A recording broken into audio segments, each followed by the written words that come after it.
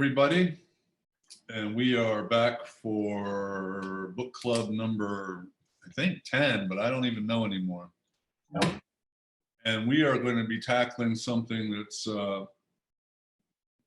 both ambitious and I think we agree really super important. This book has really rattled me. It is called Caring for Souls in the Neoliberal Age. And it's written by Bruce Rogers-Vaughn, who is a psychotherapist and professor, or was a professor of pastoral theology at Vanderbilt.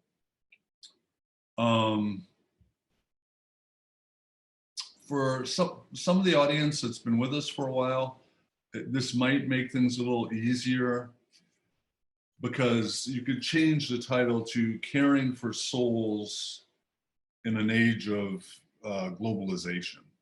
Sure. So that might help you, or an age of dislocation. That might help you link him to Bruce Alexander. Is he not teaching at Vanderbilt anymore? He just retired. Oh, wow, okay. Yeah, he just retired. So there's some noise about getting him up to the LCM Center sooner rather than later. Cool. Yeah, Wonder if we can also get a more reader-facing version of this book out of him in his retirement. It's a very, I say that because it's a very academic book.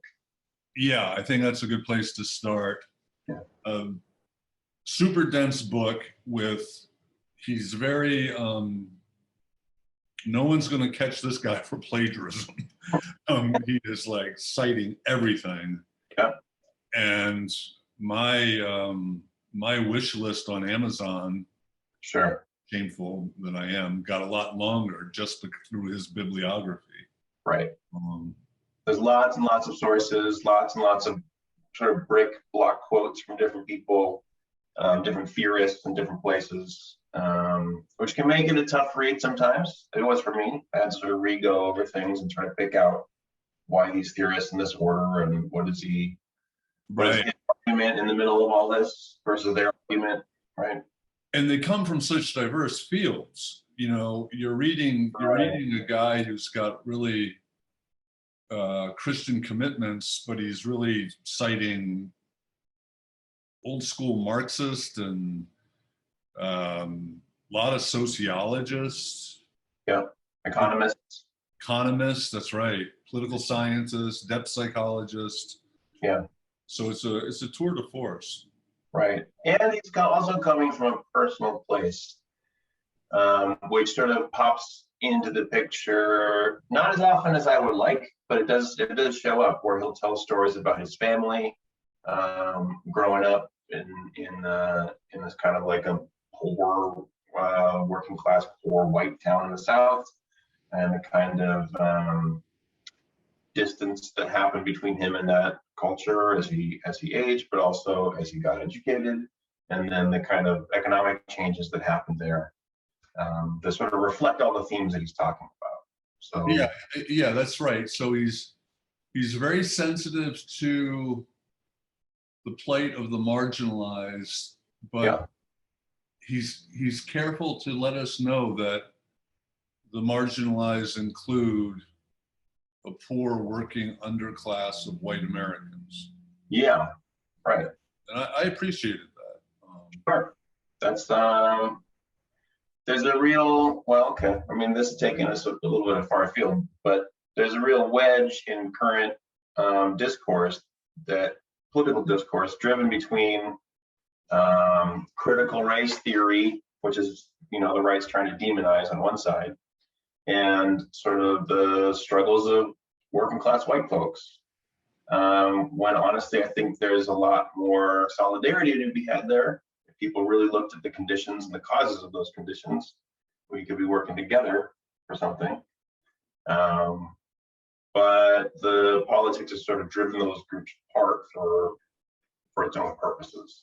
And the only notable exception I can think to that is sort of the poor people's movement. So maybe that's a good place to jump in. I mean, I think that his analysis is what he's really pointing out again and again and again and again is that there is a neglect of the dimension of class. Yeah. And he's saying that America now is being segregated. He uses this terminology, segregated, on the basis of class in a way that we haven't seen since the Gilded Age, before the Great Depression. Right. And if he really says that if we don't address class, then we can't tackle other issues like race, which is a strong statement in this time. Yeah, and he's very careful not, there's a version of that argument that says there's not really any racism, there's only classism. He's very careful not to make that argument. Right.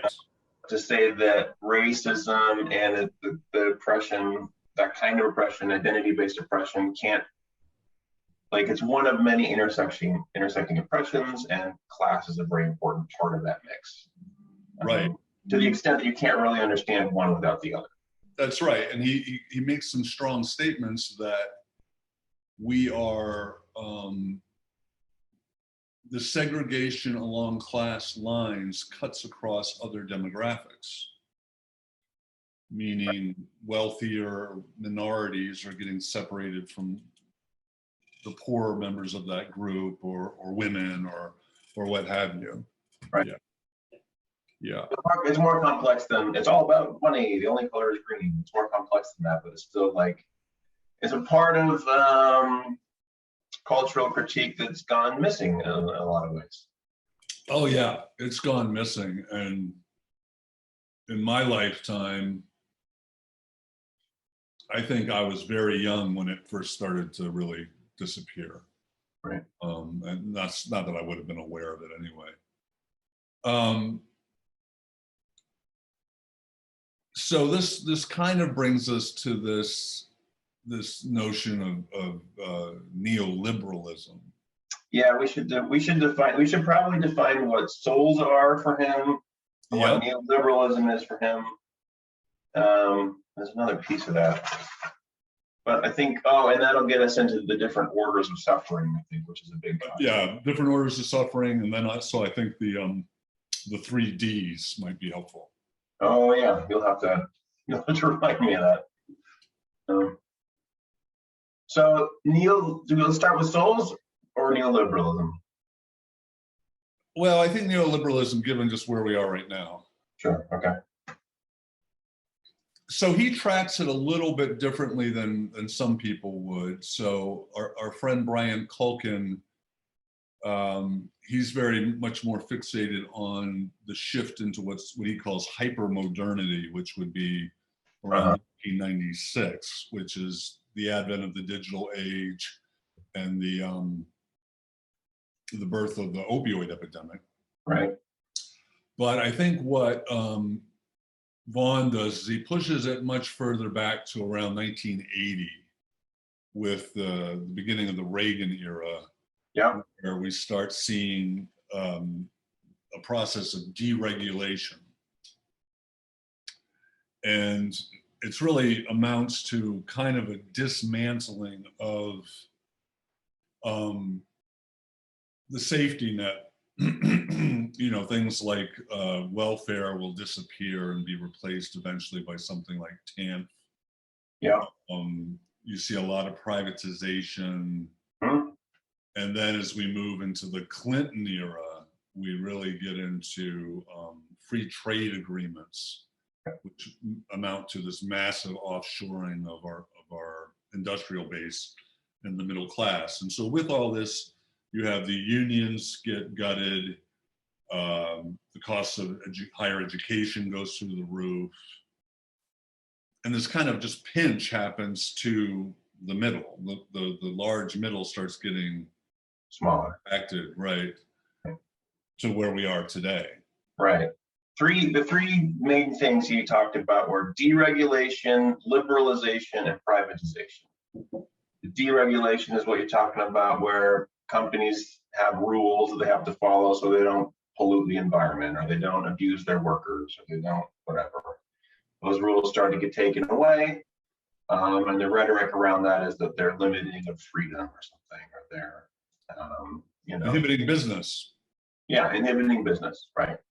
And now you have like Frito-Lay workers on strike because they're working 12-hour shifts 7 days a week and can't get a day off, right? They settled the strike for 1 day off a week, 12-hour shifts, 6 days a week, right? That's the kind of deregulation, right? Liberalization is the free market agreements that you're talking about, like the North American Free Trade Agreement, where Canada and the United States and Mexico will sort of break whatever economic boundaries they have between them, and corporations can move among the tariffs. That's right. Right. And then which I should say real quickly for my more conservative audience, Ron Paul is like very quick to say that's not really free trade. That's what he calls corporate welfare, which I think is a fair critique. Yeah, enhancing the power of corporations at the expense of smaller players. And that's the liberalization, the neoliberal, that's the liberal part of it. It's not, it doesn't mean like new, like social progressive. No, it's not progressive. No, it's new. Companies can do whatever they want, basically, and breaking the international boundaries that sort of held corporations in place in different ways. Which is why you then have like manufacturing moving out of America to Mexico or to overseas, or China sort of shoring up all the manufacturing in the world, right? The companies don't want to have to pay what it costs to live in America to a worker, so they go pay somebody else what it costs to live in India or whatever. That's the liberalization. And then privatization is, I mean, it would be like, well, you see this in the military even. Like instead of sending troops, we're gonna hire like mercenaries essentially to go do the fighting for us, or to run the supplies or whatever. Private prisons. Yep, private prisons. Essentially privatizing things that were once the function of the state. Yeah, the government used to do it. Now companies going to do it instead, with fewer regulations and fewer international boundaries than before. 3/4 of our surveillance, data collection, intel is farmed out to private companies. Right. Yeah. So that's kind of like big scale stuff. That's like how the economy has changed over the last several decades. But he's very interested in neoliberalism, not just as big scale economic stuff, but as a cultural project, he calls it. Meaning that all that stuff impacts the sort of those moves, and the arguments around those moves influence how we understand ourselves as people, and what we understand our role in the world to be, and the way we think of, and more importantly, the way we think about and experience our suffering. Right? Yeah. It can't be overstated that he's saying that this amounts to a transformation of human subjectivity. Right. That's a very hard argument to understand. The link between, General Motors can have a plant in Mexico, or Tyson Chicken can do its processing, in Juarez or whatever. And then I think differently about myself as a person in my suffering. Those dots are hard to connect, and he's working pretty hard here to connect those dots. And I think, what makes his argument so good, and why this book, if it's read by the right people, it will land so hard, is because, he names something that I've been watching. Meaning, I'm 58 years old and I've been working with addicts for over 20 years. I taught briefly, and I'm watching a change in people. I'm really seeing that people are showing up differently, and the different is not good. Right. I think this is harder to see if you're younger. Sure. If you are more, that change is more immediate. Right. If you lack what Dunnington calls a contrasting set. And this is what Rogers-Vaughn's writing out of. He's saying, my clients have changed. Right. What I experience in the dyad of counseling is different because of all this. Right. In quite a lot of ways. He sort of has this at the beginning, has this, I didn't write it down, but there's this list of ways in which people are suffering more. And in particular, there is sort of blaming themselves more for the suffering they experience. That's a huge thing. Right. It's also a big part of the new chronic, citing somebody else. Right. It's always my fault, whatever suffering I'm experiencing. And he says this is true kind of across the lines of class and race and anything else. That, like, even though you could point to racism and colonialism and the economy and whatever else as the source of your suffering, often people just say, well, I should have been, more of this or more of that. I should have been more forthcoming, or should have held my tongue, or should have whatever it is. Like, it's all on me that this is happening. Right. And I think that is one of these sort of moments in the book where it is the emperor has no clothes on moment, especially if you are somebody like you and I who have got close proximity to the world of addiction and mental health, because those narratives are totally about an individual pathology, which may, the rhetoric has always been by turning these things into diseases, we take the stigma off of them. But I think what Vaughan is saying is, no, actually that's quite the opposite. Right. Because it may be imagined to be a disease, but you're a defective individual for having that condition. There's something off about you. Right. It begins and ends in you. Yeah. As an individual. Yeah. Which is really, the deeper you get, if you try to look at it that way, it becomes this sort of black box. Right. Okay, it's in me, but where in me is it, right? Right. And so then you have these like stop point places like the big book saying, well, it's just selfishness. Right. Right. Very, very, very interesting. Yeah. He said, the quote that I pulled and underlined it and said, AA, was on page 101. He says, the lens of the suffering self tends to ignore issues of class struggle, which is kind of right to the point of his, well, we haven't sort of outlined it yet, but it's this notion that if the lens of the suffering self is you as an individual are suffering, you're the cause of your own suffering, you're responsible for your own healing, and that sort of takes place outside of any particular context, or at least if it's in context, none of the responsibility lies anywhere else. It's all on you to do something about it. That's right. And the goal is to succeed and thrive in your given context. Right. Or maybe transcend that context, but if you fail to, that's on you. That's on you. And so this ignores, well, he says class conflict or class struggle, but it also ignores all kinds of other kinds of oppression, right? It ignores racism, it ignores sexism, it ignores all kinds of things like that. And yes, also the differences in class, which is entirely how we do in AA. We have this sort of rhetoric of inclusivity and say everybody's here, addiction cuts across lines of class and occupation and race and everything else. So we're all kind of equals under the pressure of this addiction.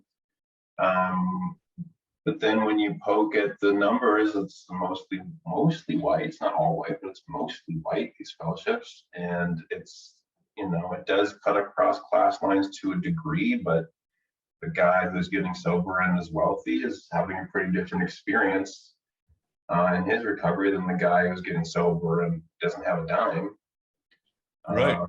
Those look those recoveries and the expectations and the quality of life and the perspective on this, those are all really different experiences.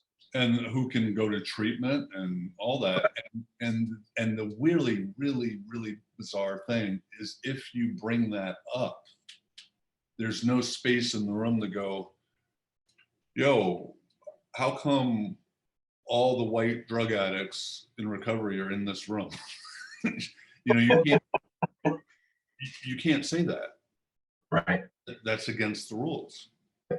And that's very interesting. So this way of shaping perception and narrative, and he calls it normotic, or he's borrowing these terms. Yeah. Right. So the neurotic is normotic. Normotic illness. He's borrowing that from somebody, some psychologist or something. Yeah, I'm not even going to try to do justice to all that. Yeah. So what he says about normotic, which I think is really troubling, is he says there's two big features to it. And the first one is actually the more troubling one. And that is, and it doesn't always obtain, like there's gray areas, there's levels of this. But he says it's a situation where someone is suffering and they don't know that they're suffering. Right. And boy, that hit home, because I have a lot of clients that have these sort of glazed over, dead affect, zombie-like presentation. Yeah. And he says that even though they don't know that they're suffering, he gives an example of some of people who they're suffering, they don't know they're suffering, the condition is progressing even though they're not aware of it, and then out of nowhere they do something extreme. So I was thinking about a client we had who was doing fairly well, was definitely in this normotic territory, and out of nowhere they cut themselves with no prior history, and we were like, well, why did you do that? And they were like, I don't know. Right. Right. There's suffering going on that's unacknowledged. Yeah, it's like there's something that doesn't let me, you know, it's like I was describing this not so long ago as saying, I'm seeing clients that have lost interest in themselves. Mm-hmm. They're so disconnected from their own subjectivity. Say that again? They're disconnected from their own subjectivity. That's right. That's right. Of course, from their own experience as a person in the world. Which is beyond profound. I mean, that is just like so troubling. And then the second one, though, as he says, is the second feature of normotic is even when there is an awareness of suffering, there is not a real awareness of its origin. And then he breaks it down even further. He says there are causes for suffering that are either proximate, near, marriage, job, kids, and there's sources of suffering that he calls distal. Right. They're distant. So that would be more of this economic stuff that's kind of hard to get your head around. Yeah. And he says, yeah, people still will come to him with a kind of awareness of distal. My marriage is breaking up, but their understanding of the proximate forces are not part of their understanding or their narrative. I mean, of the distant forces. Yeah. Right. So yeah, he calls that two kinds of unconsciousness. The first unconsciousness, I don't even know I'm suffering. Yep. And so that's work to sort of get to the point where you realize it. I certainly relate to that. Getting sober, but not sort of catching a real recovery and spending all that time in meetings just kind of staying dry was a suffering I wouldn't have called suffering. I would have called it recovery, right? Yeah. And there wasn't a sort of self-awareness of how much that hurt until it reached a point of like, I guess I want to die. I guess I just don't want to live anymore. This just, right? It sort of hits a breaking point of like, you can only hold so much under the blankets until something pops out, right? And then the second form is of unconsciousness, is the suffering is connected to something beyond me. It's coming not just from me being an asshole, which doesn't help. It doesn't help that I'm an asshole. And I still need to look at that, I think, in order to get well, so to speak.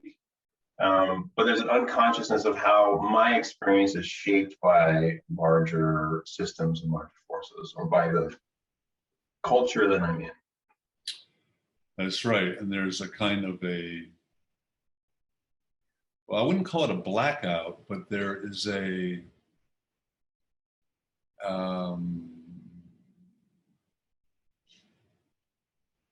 something like a blackout on the narrative that would explain that. I don't think it was Bruce Rogers-Vaughn, but somewhere in my recent research, somebody was pointing out that there used to be something, and I can remember this, called community mental health. It was actually sort of a track you could do. And it was funded, and I think it was a licensure track as well. It got funded by the National Institutes of Mental Health. And then in 1980, it was completely defunded. So it got no more federal money. And all the federal money went towards brain research. Right. And then it very quickly sort of disappeared from the curriculums of graduate programs. But as his book shows, which, you know, this is kind of heartening, is this bibliography is full of people who are like, oh yeah, this is really happening. Right. But if you're not in those sociology departments, you're not really going to get you're not going to read your Bauman. It sounds right. It sounds like psychotherapy in England. Yeah. Sort of took more seriously the social context of suffering, versus in America, it hasn't in the same way. Which was a little surprising. Yeah. Why they would see that, and we just see them as being so parallel to us on a lot of these issues, but right. They even said, like, you know, sort of neoliberalism begins with Reagan and Thatcher, like the parallel England and U.S. Yeah, that's right. Regulated here. They were partners in crime. Just real quick, I just feel obliged to say this. So when he uses a term like class struggle, yeah, I just, you know, given what I hope to be a diverse audience, I just want people to know that he does not identify as a Marxist. Sure. He feels like the critique is valuable. So he's really speaking to all of us. I think that's just so important, that it's a broad message, because if there's this normatic thing is true, it's impacting people virtually everywhere. Right. Yeah. So if we can unpack normatic illness, we sort of have to talk about the orders of suffering. Yes. So briefly, he says there's 3 orders of suffering, and the third one is brand new. First 2 are level 1, or first order suffering, is just being alive as a human being in the world. You're going to get sick. Your teeth are going to hurt. You're going to have people you love are going to die. There's going to be hurricanes and tornadoes and droughts and whatever. There's just, life is beyond your control, and you're a body in the world, and it's going to be painful. Right? It's just like this basic Buddhist insight. Yeah. Right. The suffering in life. Right. Number 1, first noble truth. Second order suffering is the suffering that we cause to each other. We have war, we have murder, we have abuse of different kinds, we have stealing and whatever else. Exploitation. And yeah. Domestic violence. And, right. Yeah. Right. Exclusion from the group. So that isolating somebody and ridiculing them and making them feel like they're other or outside, right? All those things are like second order suffering. We don't have to have that. We have to have the first one. And I guess we're stuck in the second one because we keep doing it. Keep hurting each other, right? Third order suffering comes about, he says, he's sort of connecting this to neoliberalism and the sort of economic changes, but he says it comes about because of those two kinds of unconsciousness. He says, we don't even know that we're suffering. We're so traumatized and disconnected from our subjectivity that we don't know that we're suffering. And we can't sort of see the origins of our suffering. We can't connect our experience to the bigger picture. Because of that, there's sort of like a new kind of suffering in itself, which is this sort of going through the world in this disconnected state. But then that also changes the way we experience the harm we cause each other and the basic harm that is being alive in the world. That we're also, I think what he means is like we're also disconnected from our experiences of those, and we just sort of experience life as this ongoing chronic baseline level of pain from which we disassociate ourselves. That's right. And it might be good to break that down with just examples. So first order suffering, I can remember I once did an assessment in the emergency room for a woman who, she was brought in there per the request of her family and neighbors. And apparently she just sort of disappeared, and that the lawn wasn't mowed and the newspaper wasn't getting picked up and the neighbors got alarmed and there was a safety check. And they bring her in, kids live out of state, and they bring her in, I do the assessment, and it's pretty evident that it's just like severe grief. She lost her husband of 50 years and kids lived out of state, and she didn't want to be a bother to anybody. And so, you know, the kind of things I did was we got on the phone with the kids and we talked about maybe you should go to church more frequently, all that kind of stuff. Yeah. But the way you could see the third order suffering at play here was, I mean, one, she's alienated and alone, yeah, which is magnifying her grief. But two, when I went back to the office to bill for this thing, there's no place on the sheet that says grief. right. And I had to give her adjustment disorder. I had to pathologize her grief in order to get insurance, which is sad that you have to get paid for this kind of thing. Okay. I'm laughing when you say adjustment disorder because it's such a classic like inversion of the problem. Like adjustment disorder means you are broken in a way that doesn't allow you to adjust to your life circumstances, right? To being an elderly, suddenly alone person. Right. It's your circumstances that are the disorder. Yeah. They're hard to adjust to. So then you look at something like second order suffering, and I would, because I want to lean on him a little bit as we go on, I would think of all the times, all the conversations I had with people like Ed Tick or even Andy Stinson actually about what happens to a combat vet suffering from PTSD. Sure. He does not come back to the warm embrace of community and sophisticated treatment. He comes back to an institution that basically says, what are your symptoms?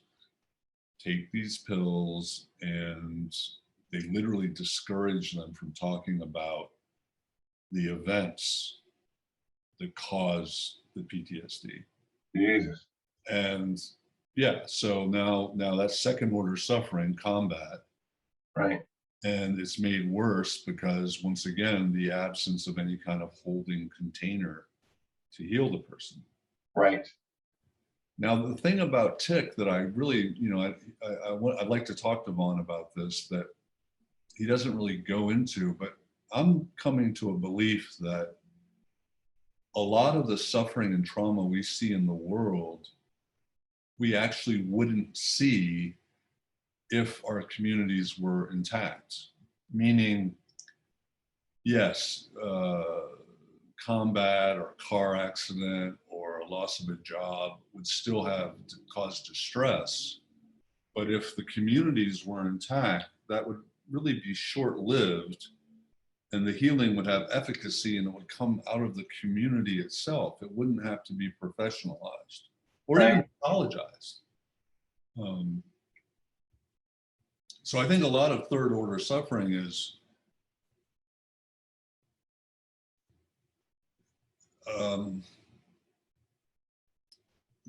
how to put it, the magnitude of it is directly proportional to the erosion of these communal bonds. Right, okay, and that goes to something really important that he says about the neoliberal age. There's sort of a couple of ways in which large-scale economic changes are linked to our everyday experiences of ourselves as suffering people. One is that because of deregulation and liberalization and privatization, a lot of our institutions that bond us together as communities are falling apart. The big one he talks about is marriage. I sort of wish he had more examples of this, but he talks about the declining rates of marriage, the accelerating rates of divorce, and sort of shows how, below a certain income, almost all of the decline in marriage is below that line. So it's unevenly distributed to the poor, the breaking down of family systems and stuff. But it's all like, in the elite, though, marriage is actually, people are staying married. right. They can afford it, whatever. It's sort of a wealth-producing bond for them, and it doesn't seem like a tax or a burden or a difficulty that can't really be achieved. But it's not just marriage as an institution. It's also sort of declining church attendance, and it's like taking away, like you were talking about, the sort of community mental health understanding, just like dismantling that, and busting up of unions, right? Sort of the collective bargaining support that working class people can have, and the systematic sort of erosion of any kind of public institutions that would make us feel like we're part of a public good. Like, my experience is tied to the experience of others. My experience as a worker is like part of solidarity to other workers, or my experience as a soul is tied to other people's experience of people with a soul. We're in this together. Those sort of institutions are going away. And so you end up suffering alone, and thinking of yourself as just one person suffering instead of as part of a group of people suffering. And then on top of that, so that's like breaking institutions and isolating people. And on top of that is sort of the rhetoric that goes along with it, meaning the arguments that support this move say it's sort of a hyper-individualism, right? He talks about embedded and disembedded individualism. That first would be like, yes, I'm an individual, but I'm a part of this culture and part of these institutions and part of my community. Disembedded individualism is like, there is none of that, and I'm alone and responsible for myself and responsible for everything in my life. And that's sort of the right and proper way to be in the world, is this super individual that doesn't rely on any support or blame anybody else for its experience. Right. It's he says it's the entrepreneurial self. Right. You're going to take a positive spin on that. Sure. And you've got to brand yourself, get your hustle on, and play the game and win. Right. Very much a winners and losers kind of world. Right. That is one of the cultural features he points to, is competition and inequality are inherent parts of, they're like valued. Inequality is valued because it is the natural output of competition. Right? If competition is good between individuals, then you're going to have winners and losers. Right. It's good to be a winner and it's bad to be a loser, and that's all there is to it. Right. You lost, you fucked up. Right. And he even cites this guy, Zygmunt Bauman, who says, if you're far enough down on the loser scale, then you really become the outcast. Right. It's not like you can train properly and come back in the game and have a shot at it. At a certain point, your inferiority really just is not serving anything. Right. Kind of. Well, you can see this every time that homeless people are in the news. Yeah. It's always because the police are tearing down their encampments, or they're a problem for our community and we need to chase them out. The people who are suffering most from the economic changes and are most on the losing end of competition for whatever reason are then like having extra force applied against them. It's not enough to just be poor and homeless. Now we're going to bring a bulldozer and tear down your shack that you had to build so you can have some shelter. Right. And then on the other end of it, it gets very strange because, I have friends in Seattle who they're good liberal folk and they advocate for the homeless, and yet they don't want the homeless in their schools or in their storefronts. Right. Yeah, and it really comes down to, and I know people on both sides of this, I'm sympathetic to it, but okay, so you don't want to arrest everybody who's committing a petty crime because the cost of that will be exorbitant to lock everybody up. Right. Policing and all that. But on the other hand, you don't want to pay for wraparound services and tiny houses and medical care and treatment. Right. So it's really coming down to money. And it's like, what are you willing to spend the largesse of society on? Right. And are you willing, in fact, to create opportunity where those two options aren't even on the table? Right. And for Bruce Rogers-Vaughn's perspective, he talks about neoliberalism as having like these two phases. First is like the deregulatory phase. I forget exactly what he calls it, but it's like, fuck the rules, eliminate the rules, let businesses do what they want. And then there's a second phase where, these rules are coming back in, but they're the ones that protect the corporate freedom. So it's like strip away all the rules that would protect people. Now people are suffering, greater economic disparity, greater homelessness population, and now we have rules coming in to say, you're bad. Yeah. You're bad for being homeless. You can't do this here. We have to protect businesses and the interests of business. And so the money gets spent on the state's monopoly on violence, right? Bigger police departments, right? Militarized police departments. Or it's really protecting corporations, and sometimes they're so wealthy now they can take over those things. It's easy to talk about defunding the police if you're a corporation because you have your own security apparatus, right? Which is probably better than the militaries of a lot of countries. Sure. Yeah. So you deregulate, you get rid of laws that protect the public, and then you enforce laws that protect the corporations. And so now we're really close to what he's saying is happening is on a more spiritual level, spiritual, psychological, is the destruction of soul. Yeah. So how does he define soul? Well, he talks about souls in a way, I think we've heard this before. This sounds sort of very Hillman-y or like Jungian or something, and sort of not, a soul isn't an individual person. It's, actually, I got the quote here. You just read it. So on page 5, he says, I understand soul rather as the activity of self-transcendence. That activity which holds individuals in relation with self, others, creation, and the eternal. Soul, by its very nature, cannot be confined within the individual. It is rather a fabric that embeds every one of us within all that is.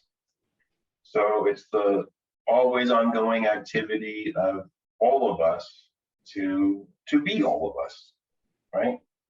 And if I'm talking about just my soul, then it really is my activity of trying to connect and be a part of that greater fabric of us all being together.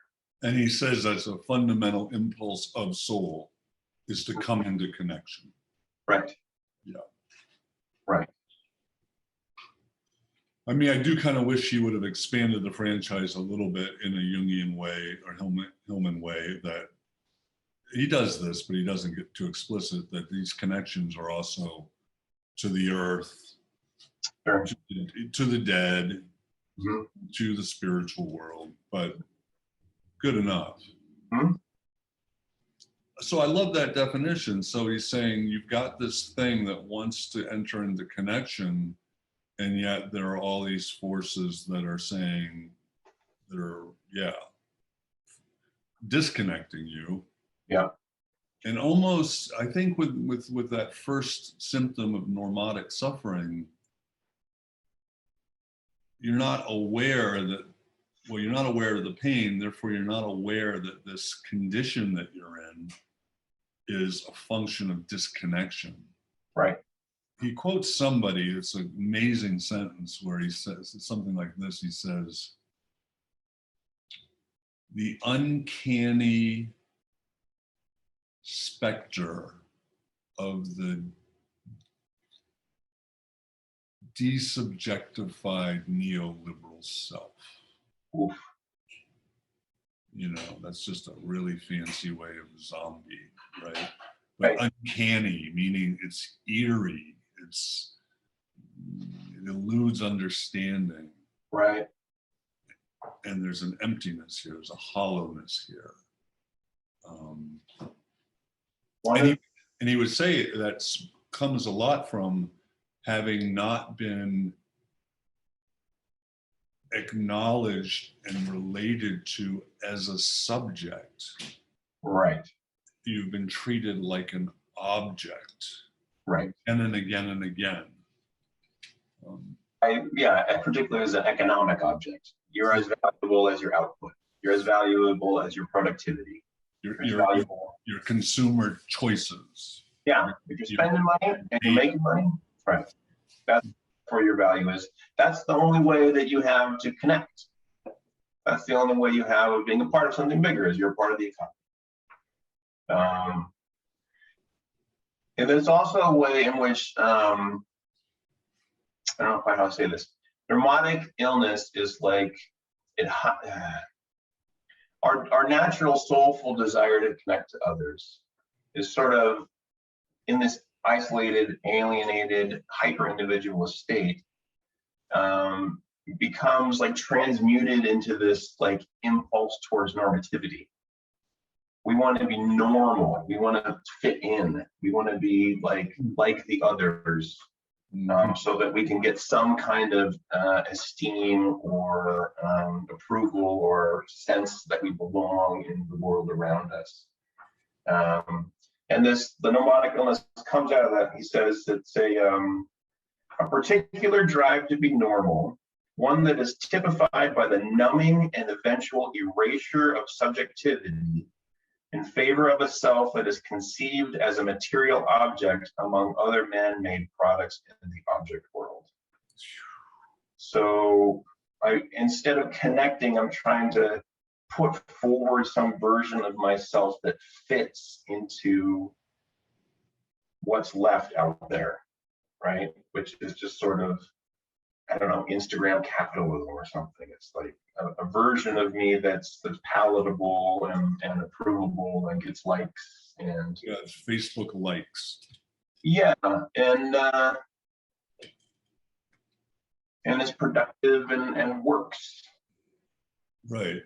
But that doesn't reflect any of my own inner experiences, and doesn't really satisfy the soulful need to be at one with others. Right. It's a kind of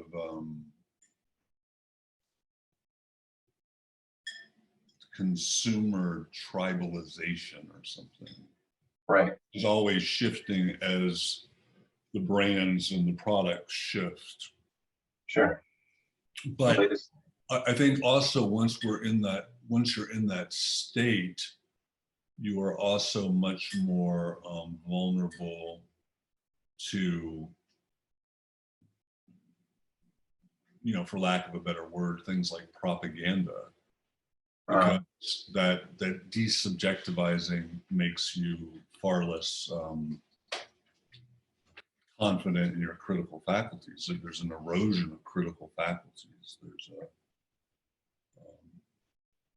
and a lot of that has to do with there's an absence of what we're doing right here. There's not a conversation happening. Right. Right. Yeah, if you're totally divorced from your own subjective experience and actively trying instead to be normative because of this sort of unconscious hijacking of your soul, then how can you don't know that you're suffering? You think you're winning on Facebook or something? Right. You're doing what everybody else is doing. How could it be? It's yeah, exactly. Yeah.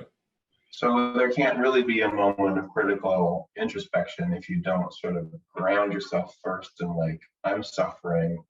Oh, and that's because the world's fucked. That's right. Out of control. There has to be tools of critical analysis in order to wake up. And I think he does this thing that really is quite stunning.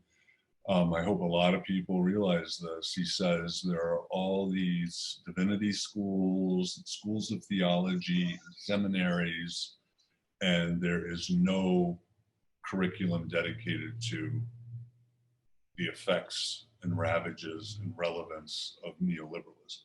Right. And so he really points something out. He goes, churches think that they're emptying out because we're in a secular age and all that. He says, it's really more to do with relevance. You're not speaking to people in relevant ways anymore. Right. Not offering them relevant meeting or coming together, or you're not caring for souls, really. Right. Yeah. Right. And I guess that's a place where we can talk too. I didn't fully get a grasp of what he thinks the job is in caring for souls. Like, now that we've just defined the problem, what do we do about it? We know at least that it's like helping people become aware of the fact that they're suffering and helping them connect to the ways in which their suffering takes place in a bigger context, right? Yeah. Which is not to politicize that suffering necessarily. And people are going to make that accusation, oh, you're just politicizing somebody's pain. But it's not really that. I mean, maybe it is. Maybe that's what we're supposed to do. But it's like, it's sort of inevitably is to a degree. Yeah. But Okay. I don't think he's an advocate of he doesn't believe that there's going to be some great top-down change, like right. the bee are suddenly going to have a change of heart. No. I think before we do that, though, because it is the end of the book where he talks about that, and I think it's profound, but I think he's admitting his, that he doesn't have a real strong agenda about how to do it. Yeah. But the 3Ds, I just think the 3Ds are so important, and they might point us to some of the solutions. So the first D, he says, and once again, he gets this from somebody else, kind of ungainly, is he calls it deinstitutionalization. Right. And that is what you've been talking about. But he says identity, very much like Alexander, who's one of his touchstones, is identity is one pole of it is individual with all of its idiosyncrasies, all of its uniqueness. And then the other pole is how that is embedded into various groups, which could be ethnic, and they could be neighborhood, and they could be family, and they could be, I'm an Irish Catholic kid from Southie. That's a real identity. Now gentrification is sure. And so he says very, very, I think this is really powerful. He says, when you get rid of that pole of identity, all you're left is with the subjective pole. And he says this causes a liquefaction. That's what he says. It's a liquid identity. And he says, when you get to the liquid identity, at that point, the only really regulating thing in society, institution, if you will, left is the market. Right.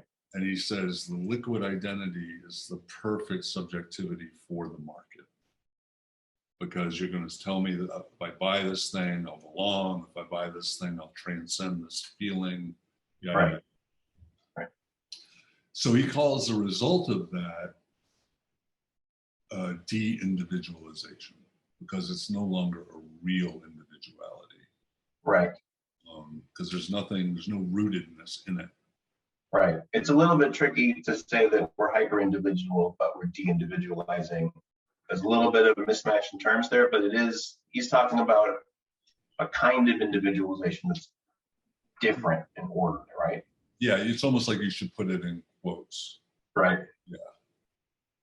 And then he says, and this is a little bit harder to get your head around, but he says, with de-individualization comes desymbolization. Right. And he's really starting to speak to a breakdown in communication, a poverty of language. Mm-hmm. Language loses certain soulful qualities. I found that very interesting the more I pondered it, because, if you still go into the hood, or when I go into prison, or I go certain places, language suddenly gets much more colorful, much more nuanced and fun and playful, and it's like it flowers, right? Yeah. And he says with desymbolization and the digital world taking us out of the Gutenberg world, now we're emojis and texting and acronyms and all this stuff. It gets shrunk and shrunk and shrunk. But he says eventually what that leads to is a loss. It's like language no longer is embedded in community other than these consumer digital things. He says there's a loss of voice. So a normatic state means I no longer have a voice because I don't understand who I am and I don't understand why I am this way. And he says at that point, he leans into W.E.B. Du Bois. He says, you are now in double consciousness, meaning you will seek to understand yourself, or you will, the only definitions of self that apply after a while are the ones that are foisted on you by others. Right. You're an addict. You're a bipolar 2. You're a, so now I'm only seeing myself through someone else's eyes. Right. So, I mean, in terms of solutions, it seems like at least two things are there. There has to be some kind of rootedness, which will eventually enable some kind of voice. Right. So it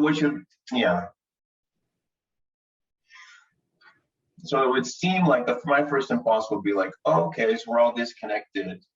What we need to do is sort of create some sense of common ground, some sort of community, some sort of public good that we share.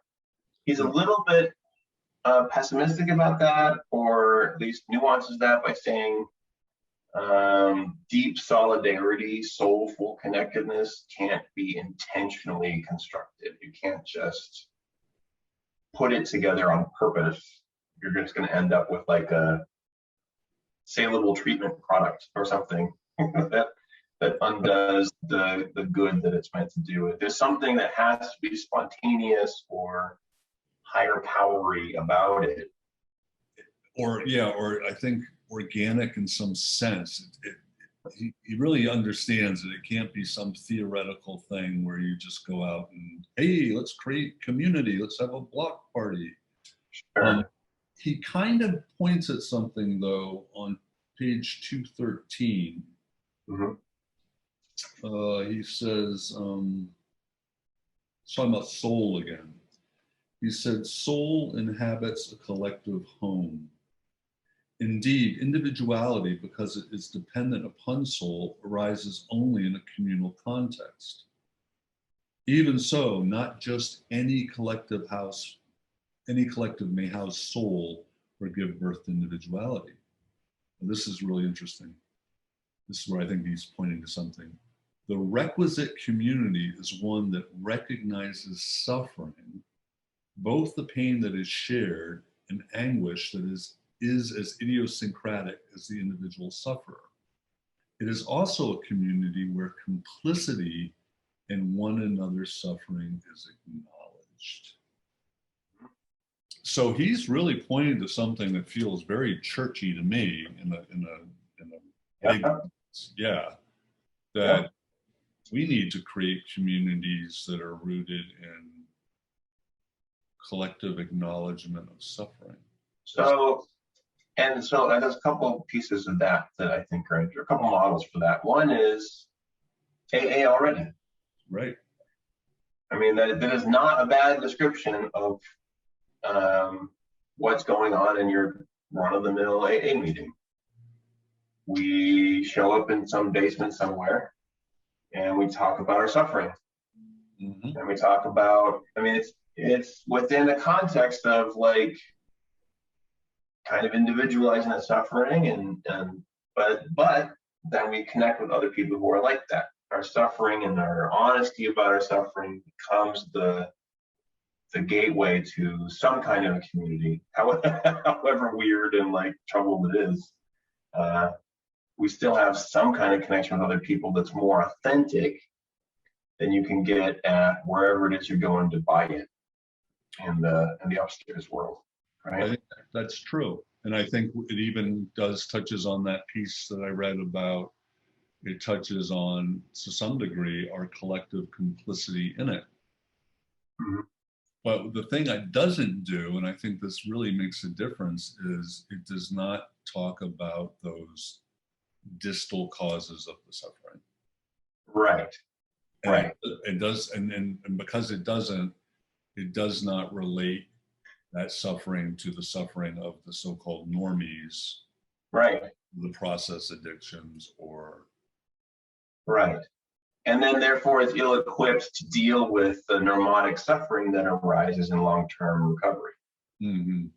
So we end up taking on other addictions or acting out in weird ways and that we don't understand and can't really process through AA. That's right. You wrote about that beautifully on the blog, on the Facebook page. That's right. And so it's left with this implied thing of you're trying to become adjusted to the world as it is, right. The very world that created your addiction. Right. Right. So there's this irony to the community that's creating, but it still is like some kind of model for authenticity that you can't. I'm thinking, so I grew up and came of age in Southern California, where the only real public spaces, I mean, there's the library and there's the park. But basically, if you're going outside of your house, you're going to buy something.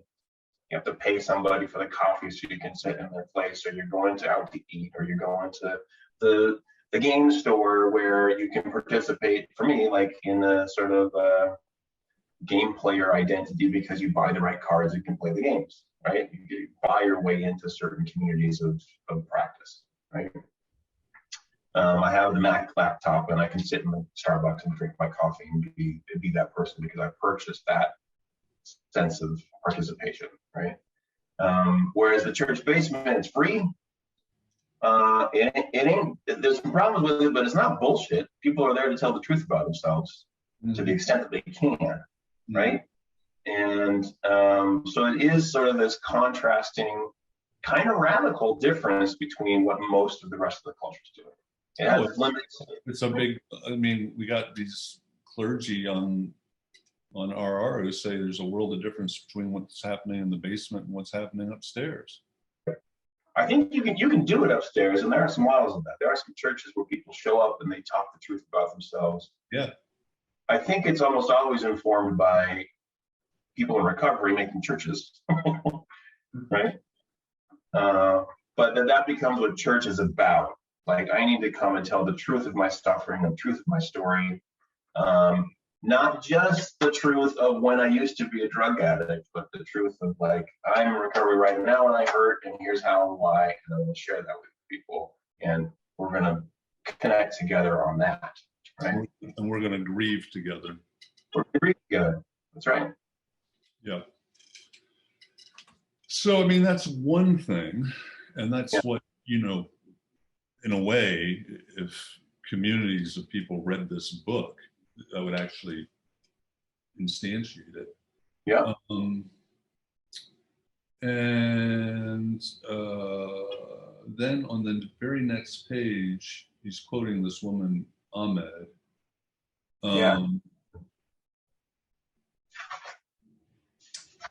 And she's really talking about what she calls the sociality of pain and also the politics of pain. Mm-hmm. And she says, suffering does not achieve the status of an event, a happening in the world, unless it is witnessed or recognized. So then you think about the normatic people who don't even know they're suffering. Right. Well, they're part of their alienation and exclusion is that it's not been acknowledged. Right. There's no witnesses.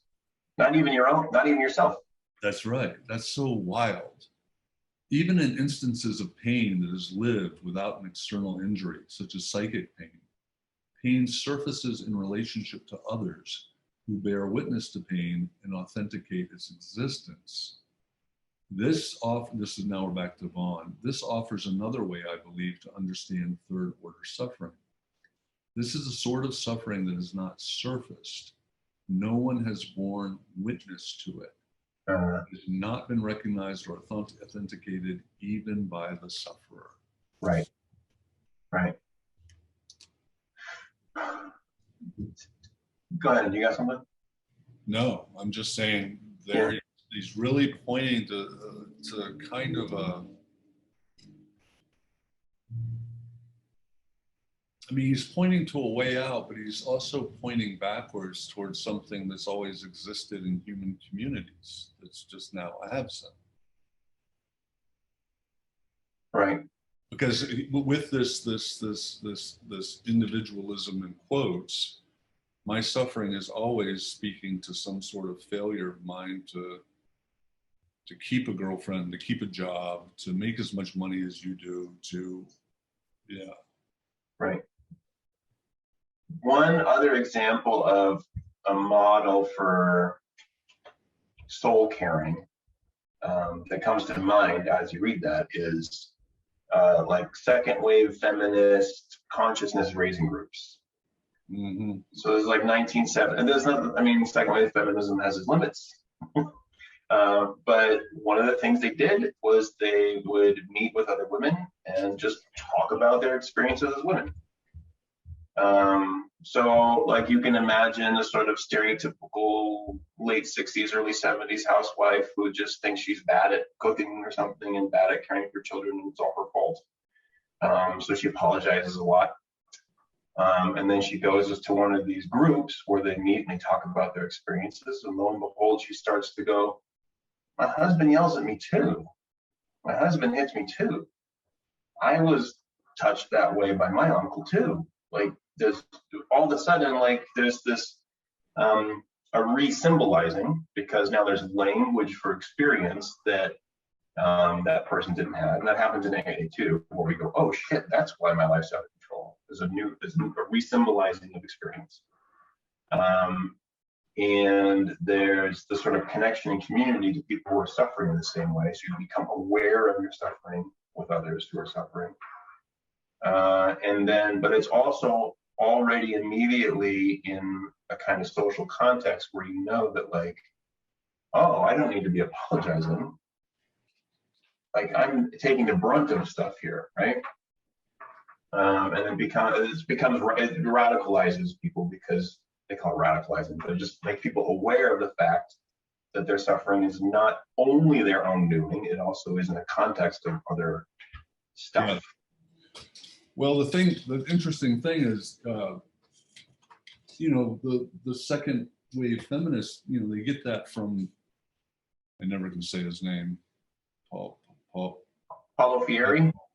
yeah, and he was doing it more with these really marginalized populations of peasants and workers in Central and South America. Right. And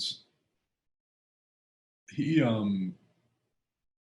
you know, the thing that was really interesting about that experience was the elites immediately saw the danger of this. You know, so anyone who has a vested interest in maintaining the status quo is going to not want that to happen. Right. And I think that is totally true with addiction. They do not want us to have these conversations because it will cost them money if we start forming communities of healing that have nothing to do with insurance and medications and treatment centers. Right. But the other thing he points out, which is interesting, which is only kind of relevant to feminism, is that he says in America in the 60s, a lot of these liberation movements, they attacked institutions. They attacked institutions like marriage and education and police and all these different things, government. And the critiques were valid. They weren't invalid critiques, but they had this longer term effect of weakening the institutions and actually helping give rise to this neoliberal individual. He says he co-opted the civil rights stuff. Yeah. By instead of saying like that used to be like, we want society to reform, it suddenly became like, you be you in capitalism. Yeah, we don't reform, we liberate the individual. The individual, not the collective. We then liberate you to be whoever you want to be. You can go buy Magic the Gathering cards and be a nerd. Yeah, that's right. And, yeah, and you know, it's whatever it is. Yeah, it's that was profound because especially when you look at the way the 60s, you know, I'm very much a product of this, the way it liberated hedonism. Right. You know, so one of the emancipated individuals was the freedom of sex, drugs, and rock and roll, which for many of us became bondage. So I really hope people read this book. We're definitely at that time. My hope, folks, is that you read this book because there's nobody in this audience that this is about you. This is about your experience. It's about our experience. And so, you know, this is a preview, by the way. We will be speaking with Rogers-Vaughan in about a month. So this is sort of getting us warmed up for that conversation. Yeah, looking forward to seeing that. Yeah. Any final? No, I think that does it. Yeah, we were kind of going for it there. Long-winded, you might say. That's good. Yeah. Good. All right, James. I can't think of anybody I'd rather have done that with. Same. Thank you. Peace, people.